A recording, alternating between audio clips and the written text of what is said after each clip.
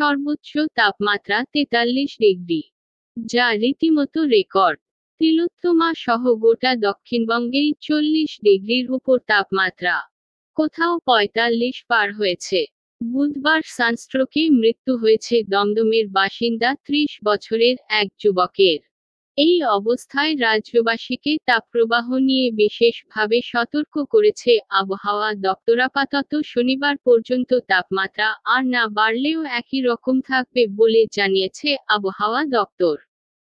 হাওয়া অফিস জানিয়েছে আজ এবং আগামীকাল কলকাতা সহ দক্ষিণবঙ্গের সব জেলায় তীব্র তাপপ্রবাহের সতর্ক জারি করা হয়েছে।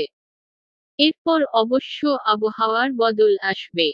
রবিবার থেকে অবশেষে ঝড় বৃষ্টির সম্ভাবনা দক্ষিণবঙ্গ সহ রাজ্যের একাধিক জেলায়। ইতিমধ্যেই কলকাতা সহ রাজ্যের সব জেলায় বজ্রবিদ্যুৎ সহ ঝড় বৃষ্টির পূর্বাভাস জারি করেছে আবহাওয়া দপ্তর।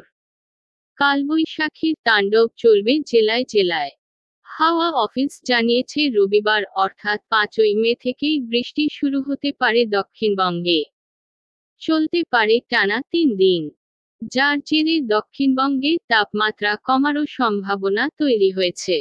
রবিবার বৃষ্টির সম্ভাবনা 24 পরগনা, পূর্ব মেদিনীপুর, বীরভূম, নদিয়া, মুর্শিদাবাদে। এরপর সোমবার কলকাতা সহ রাজ্যের সমস্ত জেলায় বজ্রবিদ্যুৎ সহ বৃষ্টি হতে পারে বলে জানিয়েছে আবহাওয়া দপ্তর। 7-8ই মেতেও বৃষ্টির পূর্বাভাস রয়েছে দক্ষিণবঙ্গের একাধিক জেলায়।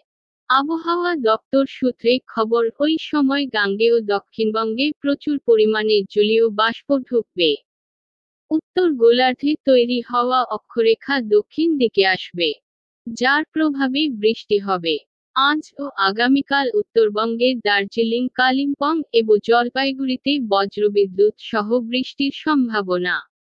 পাশাপাশি ঘন্টায় 30-40 কিলোমিটার বেগে দমকা হাওয়া বয়ে যেতে পারে। বৃহস্পতিবার থেকে কোচবিহার, জলপাইগুড়ি, আলিপুরদুয়ারেও ঝোড়ো হাওয়া বইতে পারে।